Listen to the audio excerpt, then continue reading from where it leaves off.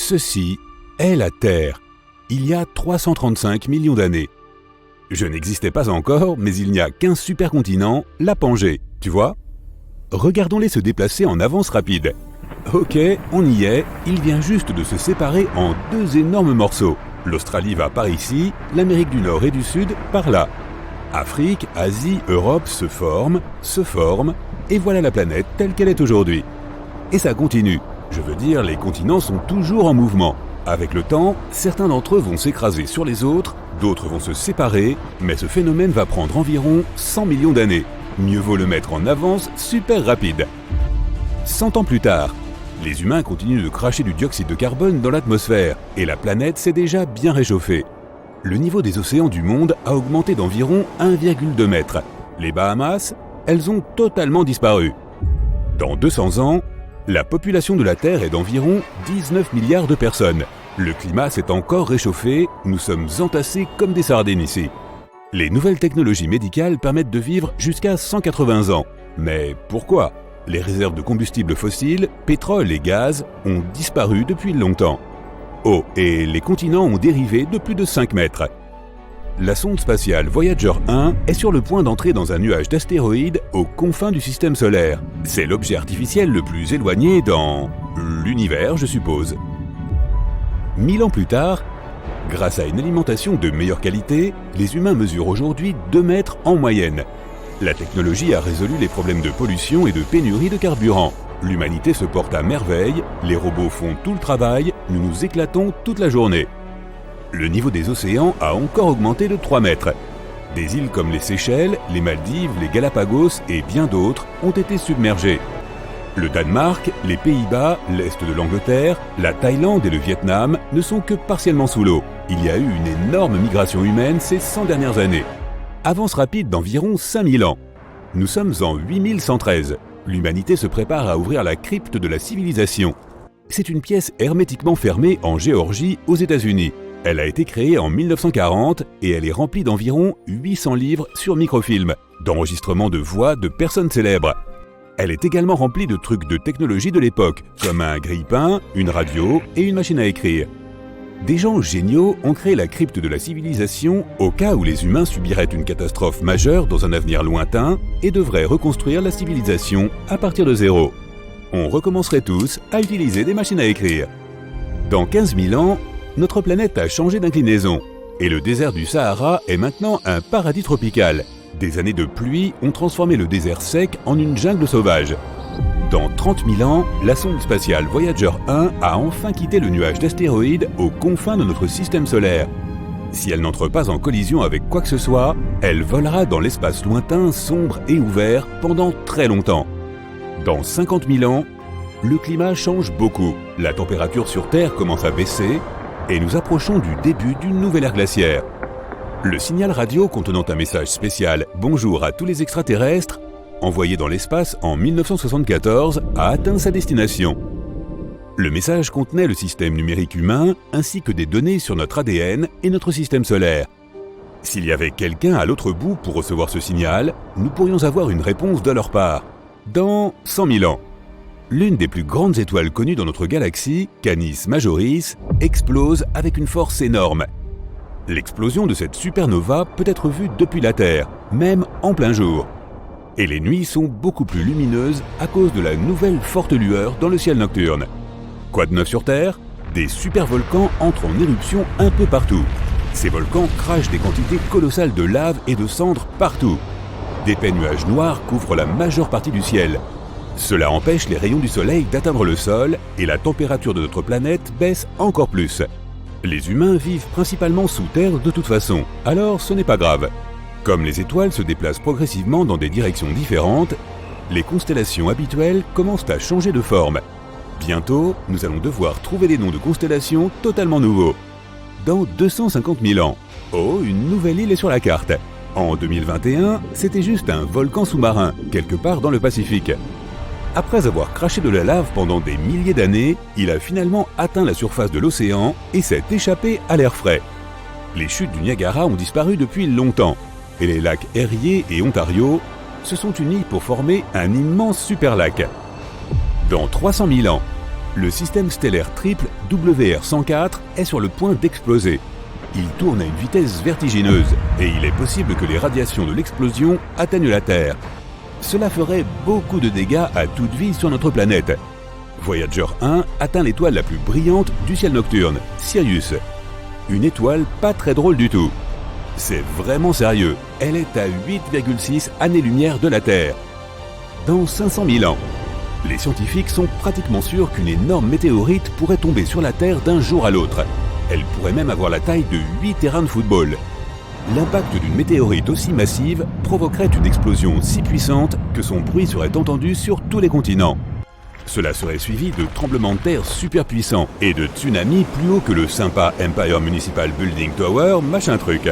Ok, je viens d'inventer ça, mais qui sait ce que nous construirons dans le futur? Dans 1 million d'années, l'étoile solitaire Gliese 710 vient très près de notre système solaire. Nous sommes entourés d'un énorme bouclier d'astéroïdes appelé le nuage de Oort, et l'étoile solitaire commence à affecter les astéroïdes qui s'y trouvent. Elle les attrape, les fait tourner et les projette vers le centre de notre système solaire. Des comètes, des grosses, commencent à tomber sur notre planète tout le temps, causant plus de tsunamis et de tremblements de terre. Dans 10 millions d'années, la mer Rouge s'étend progressivement dans le rift est-africain. L'Afrique est maintenant divisée en deux par un nouveau golfe océanique. La molécule d'ADN humaine s'est complètement décomposée. Mais ce n'est pas grave, nous sommes devenus totalement numériques sans aucun problème de vieillissement. Ce qui est vraiment cool, c'est que les autres animaux ont beaucoup évolué et changé de façon incroyable. Grâce à une interface simple, nous sommes en mesure de parler aux dauphins, aux chimpanzés, aux chiens et aux chats. Il s'avère que les chats ne sont pas ronchons, ils sont juste occupés à contempler la vie. Dans 25 millions d'années, la faille de San Andreas s'est récemment déchaînée et a provoqué l'inondation du golfe de Californie dans la vallée centrale. Il y a une nouvelle mer sur la côte ouest de l'Amérique du Nord. Dans 50 millions d'années, l'Afrique vient d'entrer en collision avec l'Eurasie. La mer Méditerranée a totalement disparu. Il y a une nouvelle, plus haute montagne du monde, son nom, le mont Everest bien sûr. L'Australie continue son voyage vers le nord. Elle est déjà entrée en collision avec l'Asie du Sud-Est il y a quelques millions d'années. Les quelques colonies humaines encore présentes sur Mars doivent faire leur bagage. Phobos, une des lunes de Mars, commence à orbiter à une altitude de plus en plus basse, ce qui n'est pas bon. Elle fait environ 22,5 km de large, alors ça va être désagréable. Dans 60 millions d'années, les montagnes rocheuses canadiennes, ce n'est plus qu'une gigantesque plaine plate. Dans 80 millions d'années, il ne reste plus qu'une seule île à Hawaï. Toutes les autres ont disparu sous l'eau depuis longtemps. Mais juste à côté, une toute nouvelle chaîne d'îles hawaïennes a émergé. Enfin, dans 100 millions d'années, on a réussi.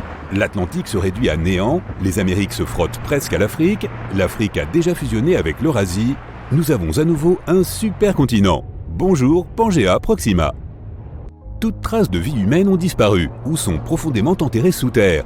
Le mouvement des continents a détruit les tunnels, les routes, les bâtiments, les ponts. Les animaux et les plantes règnent désormais en maîtres sur la Terre. Alors, où sont tous les humains? Eh bien, tu te souviens que nous avons fait le saut vers le numérique il y a environ 90 millions d'années. Et ça continue. Des trillions d'esprits humains vivent sur un énorme disque dur dans un vaisseau spatial en orbite autour de la Terre. La température très basse de l'espace permet de garder le disque bien au frais. Nous avons des millions de sociétés, de langues et de cultures différentes, tout comme il y a 100 millions d'années. La seule différence, nous sommes tous de petits 1 et 0 dans un immense univers numérique que nous avons créé. Et oui, le football existe toujours. Tu poses le pied sur la surface de la Lune. C'est dépaysant. Tu te sens clairement plus léger ici, et il est plus facile de marcher. Tu décides de mettre à exécution ce projet qui t'obsède. Sauter comme un cabri sur le satellite naturel de la Terre. Et malgré ton encombrante combinaison spatiale, tu t'envoles littéralement dans les airs. Wouhou! Ok, ça c'est fait. Tu continues ta promenade sur la surface de la Lune lorsque tu ressens quelque chose d'étrange. Le sol sous tes pieds tremble. On dirait qu'un tremblement de terre est en train de se produire sur la Lune. Mais c'est tout simplement impossible, ou peut-être pas. Surprenamment, ton intuition a vu juste cette fois-ci. Les séismes sur la Lune existent bel et bien. En fait, il existe 4 types de tremblements de Lune qui soient suffisamment puissants pour être détectés à grande distance. Il y a les tremblements de Lune profonds qui se produisent à près de 700 km sous la surface. Il y a ensuite les impacts de météorites. Les tremblements thermiques, eux, ont lieu lorsque la croûte lunaire glaciale se dilate. Ils se produisent lorsque le soleil matinal illumine le satellite après une nuit lunaire frigorifique de 2 semaines. Il y a aussi des tremblements de lune superficiels. Ce sont les seuls qui s'apparentent aux tremblements de terre de notre planète. Ces séismes lunaires se produisent à une profondeur de 20 à 30 km sous la surface. Ce sont les plus puissants et les plus dangereux.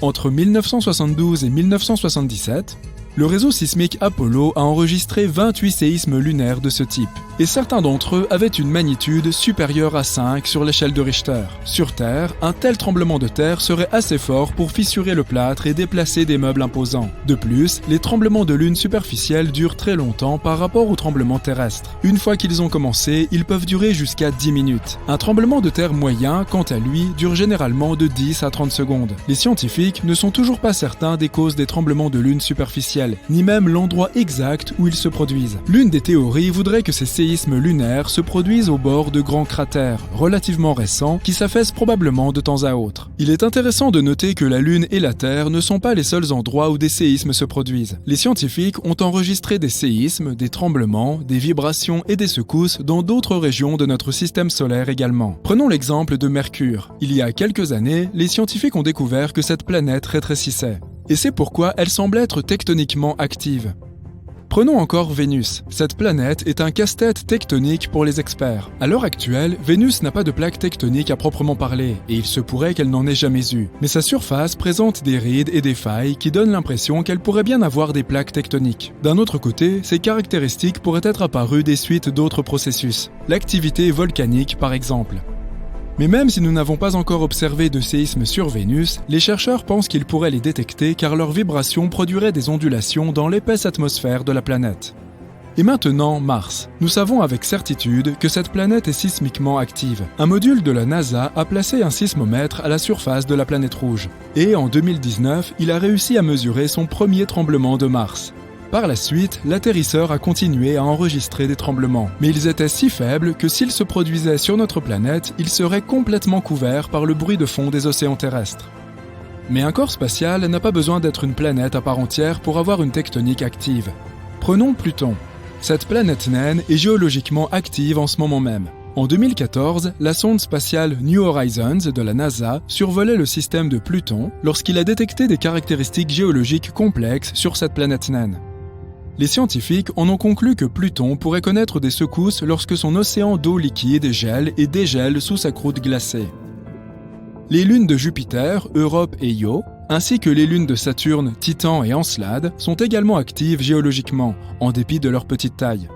Leurs caractéristiques vont des volcans et des panaches d'eau à de potentiels océans souterrains. Et maintenant, je parie que tu ne connais pas ces faits étonnants sur les tremblements de terre qui se produisent sur notre propre planète. Il y a un endroit sur Terre où se produisent 90% de tous les tremblements de terre. Il s'agit de la ceinture de feu qui s'étend autour de l'océan Pacifique, de la Nouvelle-Zélande jusqu'à l'Amérique du Sud. Ça ressemble plus à un fer à cheval qu'à une ceinture. Quoi qu'il en soit, les experts affirment que ces innombrables tremblements de terre sont causés par l'abondance de volcans dans cette région et par le mouvement constant des plaques tectoniques. Environ 1 demi-million de tremblements de terre se produisent sur Terre chaque année, mais beaucoup d'entre eux se produisent très profondément dans la croûte terrestre, et seul un équipement de pointe peut les détecter. Nous ressentons environ 20% de tous ces tremblements de terre, et seulement 100 d'entre eux causent de réels dégâts. Le plus grand tremblement de terre jamais enregistré s'est produit au Chili en mai 1960. Il était d'une magnitude de 9,5 sur l'échelle de Richter et a été véritablement dévastateur. Pendant le tremblement de terre, les sismographes ont détecté et enregistré des ondes sismiques qui ont parcouru la planète entière et elles ont secoué le globe pendant plusieurs jours. Quant au tremblement de terre le plus puissant survenu aux États-Unis, il était de 9,2 et s'est produit en Alaska. À propos, l'Alaska est, avec la Californie, l'État américain le plus exposé aux tremblements de terre et l'une des régions du monde les plus actives sur le plan sismique. Un tremblement de terre de magnitude 7 s'y produit presque chaque année. Un méga-séisme peut en fait raccourcir la durée d'une journée pour l'ensemble de la planète. La NASA affirme que les très gros tremblements de terre peuvent déplacer l'axe de notre planète et, par conséquent, modifier la durée du jour. Bien sûr, tu ne t'en rendras pas compte puisque ce changement se mesure en microsecondes. Et qu'une microseconde, ce n'est qu'un millième de seconde. Les scientifiques pensent que le tremblement de terre de Sumatra de magnitude 9,1, qui s'est produit en 2004, a raccourci la journée de 6,8 microsecondes. Même les meilleurs spécialistes sont incapables de prédire un tremblement de terre. C'est essentiellement parce que les mécanismes qui engendrent les séismes se trouvent très profondément sous terre. Mais de nos jours, nous avons appris à calculer avec davantage de précision le moment où un tremblement de terre pourrait se produire. Les tremblements de terre peuvent être déclenchés par des éruptions volcaniques ou, à tout hasard, par des impacts de météorites. Mais la plupart d'entre eux sont causés par les mouvements des plaques tectoniques de notre planète. La surface de la Terre est constituée de 15 à 20 plaques tectoniques en mouvement constant. La pression augmente lorsqu'elle se déplace, ce qui peut entraîner la rupture de la croûte de notre planète. San Francisco se déplace en ce moment même vers Los Angeles. Et la vitesse de ce mouvement est d'environ 5 cm par an. C'est aussi rapide que la pousse de tes ongles. Cela se produit parce que les deux côtés de la faille de San Andreas, qui est une faille continentale s'étendant sur 1200 km à travers la Californie, glissent l'un sur l'autre. Ainsi, dans plusieurs millions d'années, Los Angeles et San Francisco seront voisines.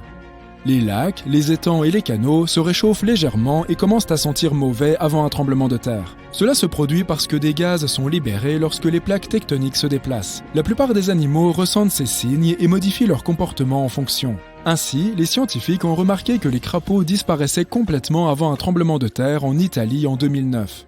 Mais dès que la catastrophe naturelle s'est achevée, ils sont revenus.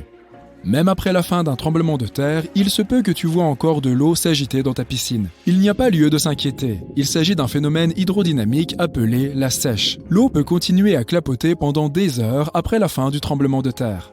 La piscine de l'Université d'Arizona, par exemple, a perdu de l'eau à cause d'une sèche causée par un tremblement de terre au Mexique qui s'était produit à 1200 km de là. Le 27 février 2010, un violent tremblement de terre s'est produit au Chili avec une magnitude de 8,8 sur l'échelle de Richter.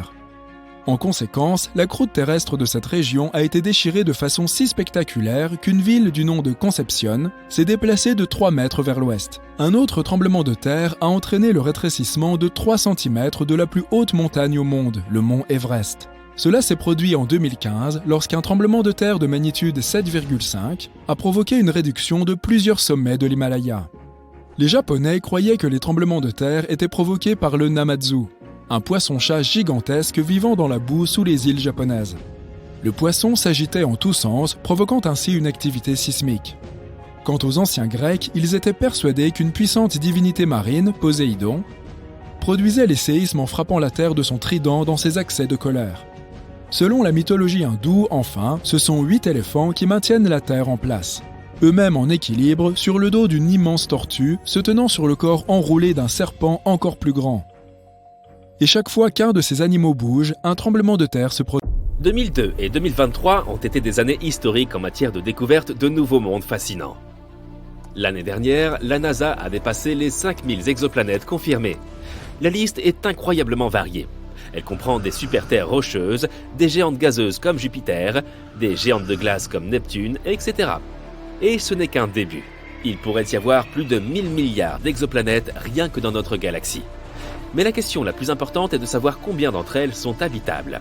Tu sais, pour nous, les humains, y a-t-il des planètes sur cette liste qui pourraient accueillir de la vie, ou qui pourraient même devenir notre future maison? Bien sûr qu'il y en a. Et en 2022-2023, nous en avons trouvé 5. Alors attachez vos ceintures et accrochez-vous pour un voyage mouvementé au-delà de notre système solaire. La première planète de notre liste est Wolf 1069b, une dénomination bien ennuyeuse. Je vais donc simplement la surnommer Wolfie. Car qui pourrait m'en empêcher? La NASA? Une nouvelle étude menée par 50 astronomes passionnés a confirmé quelque chose de génial. Cette exoplanète, Wolfie, située à seulement 31 années-lumière de nous, pourrait potentiellement être composée de roches. En d'autres termes, il s'agit théoriquement d'une planète habitable. L'équipe à l'origine de cette découverte a utilisé une technique appelée vitesse radiale pour détecter l'exoplanète. Cette méthode permet aux scientifiques d'étudier les mouvements des étoiles et des planètes. C'est un peu comme si on jouait au ballon avec un ami et qu'on voyait la balle se rapprocher de plus en plus au fur et à mesure qu'il la lançait. C'est un peu comme la vitesse radiale. Lorsqu'une planète se rapproche de nous, l'étoile autour de laquelle elle orbite semble aussi se rapprocher de nous. Lorsque la planète s'éloigne de nous, l'étoile a également l'air plus lointaine. Les scientifiques peuvent utiliser ces informations pour déterminer ce que fait la planète et quelle est sa taille. C'est ainsi qu'ils ont trouvé Wolfie. On estime que cette exoplanète a la taille de la Terre et qu'elle a une masse égale à 1,5 fois celle de notre planète. Elle est en orbite autour d'une étoile naine rouge que j'appellerais Wolfie's Mama. Mais c'est là que le bas blesse. Wolfie orbite dans la zone habitable de son étoile, ce qui signifie qu'il s'agit d'un candidat idéal pour la présence d'eau sous forme liquide à sa surface. C'est comme si nous avions touché le jackpot exoplanétaire. Waouh, j'aimerais bien avoir acheté un ticket. Cette étude estime que si Wolfie possède une atmosphère semblable à celle de la Terre, les températures pourraient atteindre 12 degrés Celsius, ce qui signifierait que de l'eau liquide pourrait s'accumuler sur le côté jour de la planète. Mais voici le hic. L'exoplanète est verrouillée par son étoile, ce qui signifie que c'est toujours le même côté qui fait face. Imaginons qu'un côté de la planète soit toujours baigné dans la chaleur de son étoile, tandis que l'autre est éternellement dans l'obscurité. Comme au collège, je plaisante. L'équipe à l'origine de cette découverte estime qu'il s'agit de la meilleure candidate pour des recherches plus approfondies. Mais il faudra probablement attendre encore 10 ans pour obtenir des réponses. D'ici là, nous devrons continuer à scruter le ciel avec nos télescopes et en croisant les doigts. La planète suivante est TOI 700e. Comment lui trouver un bon surnom? La NASA vient de découvrir une nouvelle planète qui devrait prendre la galaxie d'assaut. Ou plutôt en orbite. Je la surnommerai Toys Were Us. Elle fait presque la taille de la Terre, contient très probablement de l'eau liquide à sa surface et n'est qu'à 100 années-lumière de nous. Il ne s'agit pas d'un simple trajet en voiture, bien sûr, mais elle est assez proche dans le grand ordre des choses. Toys Were Us est la 4e planète de son système et a une orbite un peu courte. 28 jours seulement pour faire le tour de son étoile. Au moins, tu auras un anniversaire tous les mois. Hurrah! Cette fois, la découverte a été faite en utilisant la méthode dite du transit. Les planètes elles-mêmes sont incroyablement petites et difficiles à détecter. Mais lorsqu'une planète se trouve devant l'étoile, elle bloque une partie de la lumière qu'elle émet, ce qui la fait paraître un peu moins brillante.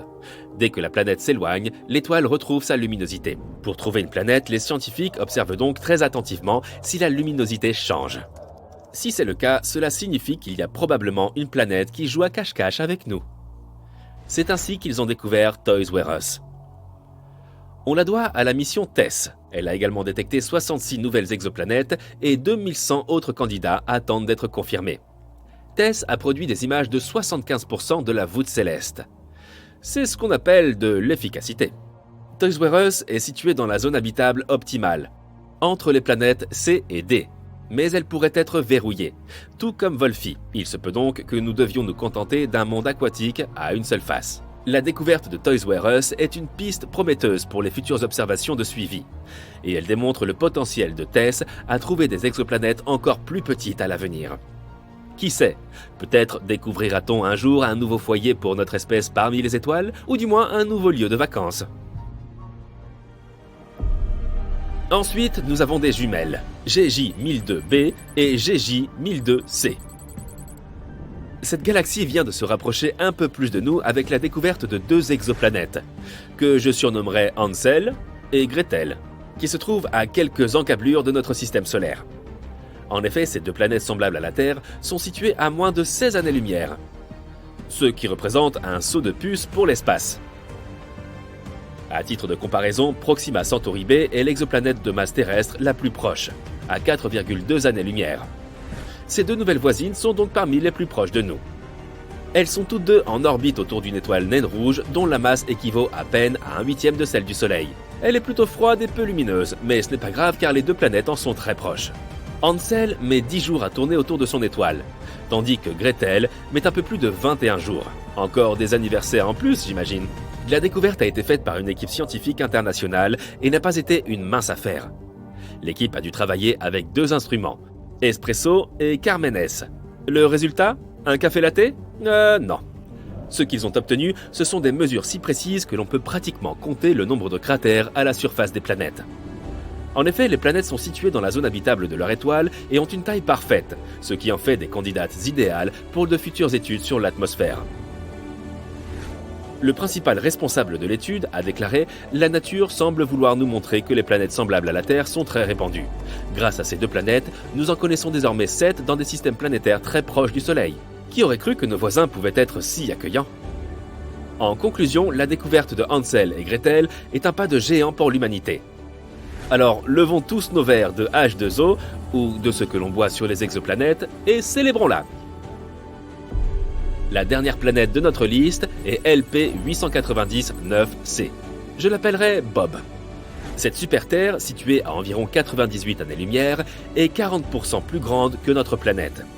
De plus, elle a une jumelle, que je surnommerai Ray, qui est jusqu'à 65% plus grande que la Terre. Plus on a d'espace, et mieux c'est, non ?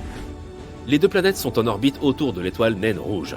Malheureusement, Ray est très chaude au toucher, avec une température estimée à 123 degrés Celsius. Gaffe à tes mains, donc. Son frère, Bob, est situé dans la zone habitable de son étoile, ce qui en fait un candidat de choix pour l'apparition de la vie. Mais n'oublions pas que la température réelle des planètes dépend de leur atmosphère. Il est possible que Bob, la planète la plus éloignée, soit victime d'un emballement de l'effet de serre, ce qui la ferait ressembler davantage à Vénus qu'à la Terre. Elle pourrait donc être trop chaude pour être habitable. Mais ne perdons pas espoir. Le télescope spatial James Webb, lancé en décembre 2021, est sur les rangs. Grâce à cette technologie de pointe et à ses puissants instruments, dont des spectrographes, il peut scruter l'atmosphère des exoplanètes et révéler celles qui pourraient être habitables. Voyons ce qu'il va découvrir. Cette planète a été classée comme la deuxième planète terrestre à zone habitable la plus favorable. Elle figure désormais sur la liste des 7 autres planètes semblables à la Terre, toutes situées à environ 40 années-lumière de nous. Peut-être deviendront-elles nos nouvelles habitations dans le futur ? Oui, je sais que nous pourrions déjà prendre soin de la maison que nous avons actuellement, mais d'ici là, il faut profiter de ce moment et célébrer toutes ces découvertes. Qui sait combien de planètes nous trouverons encore à l'avenir, compte tenu des progrès technologiques réalisés chaque année, des milliers, des millions ? Pendant ce temps, Bob et Ray, Hansel et Gretel, Toys R Us, Wolfie et sa maman, tous seront là à nous attendre.